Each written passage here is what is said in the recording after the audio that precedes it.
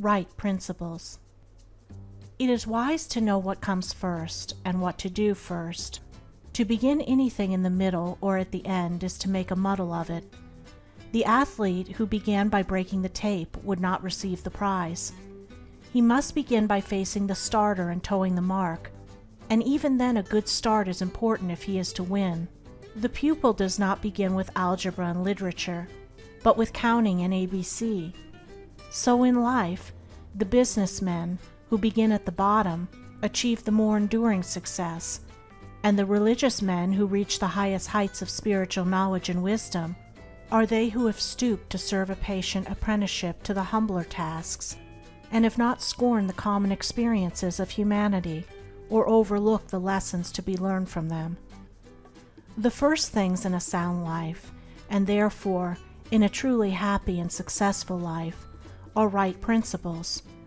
Without right principles to begin with, there will be wrong practices to follow with, and a bungled and wretched life to end with. All the infinite variety of calculations which tabulate the commerce and science of the world come out of 10 figures. All the hundreds of thousands of books which constitute the literature of the world and perpetuate its thought and genius are built up from the 26 letters. The greatest astronomer cannot ignore the 10 simple figures. The profoundest man of genius cannot dispense with the 26 simple characters. The fundamentals of all things are few and simple, yet without them there is no knowledge and no achievement. The fundamentals, the basic principles, in life or true living are also few and simple, and to learn them thoroughly and study how to apply them to all the details of life is to avoid confusion and to secure a substantial foundation for the orderly building up of an invincible character and a permanent success, and to succeed in comprehending those principles in their innumerable ramifications in the labyrinth of conduct is to become a master of life. The first principles in life are principles of conduct. To name them is easy. As mere words they are on all men's lips, but as fixed sources of action, admitting of no compromise, few have learned them.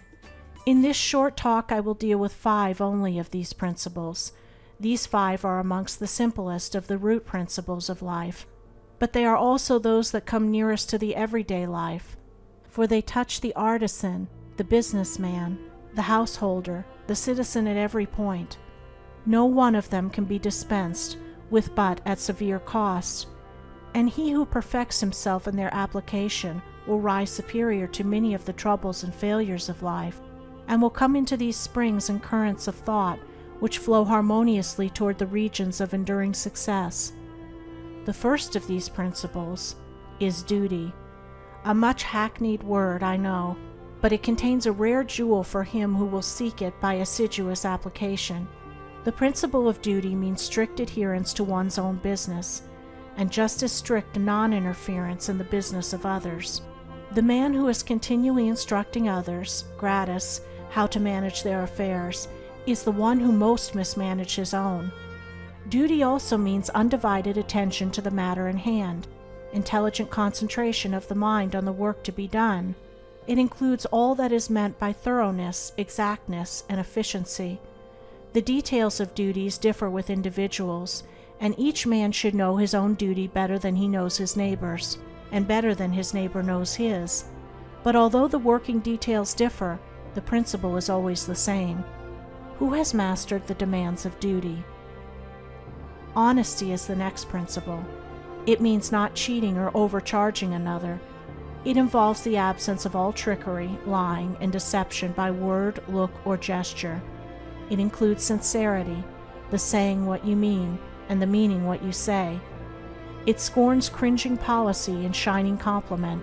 It builds up good reputations, and good reputations build up good businesses, and bright joy accompanies well-earned success. Who has scaled the heights of honesty? Economy is the third principle.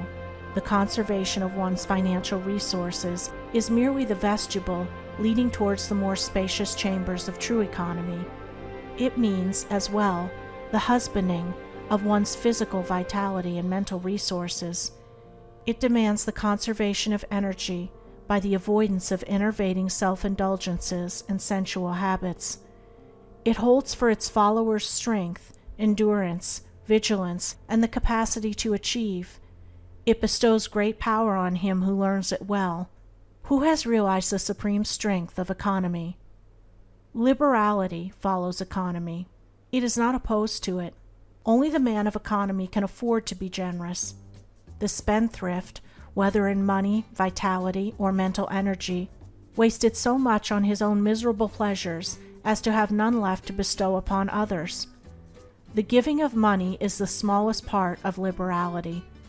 There is the giving of thoughts and deeds and sympathy, the bestowing of goodwill, the being generous towards calumniators and opponents. It is a principle that begets a noble, far-reaching influence. It brings loving friends and staunch comrades, and is the foe of loneliness and despair. Who has measured the breadth of liberality? Self-control is the last of these 5 principles, yet the most important. Its neglect is the cause of vast misery, innumerable failures, and tens of thousands of financial, physical, and mental wrecks. Show me the businessman who loses his temper with a customer over some trivial matter, and I will show you a man who, by that condition of mind, is doomed to failure. If all men practiced even the initial stages of self-control, anger, with its consuming and destroying fire, would be unknown. The lessons of patience, purity, gentleness, kindness, and steadfastness, which are contained in the principle of self-control, are slowly learned by men, yet until they are truly learned, a man's character and success are uncertain and insecure. Where is the man who has perfected himself in self-control? Where he may be, he is a master indeed. The 5 principles are 5 practices, 5 avenues to achievement, and 5 sources of knowledge.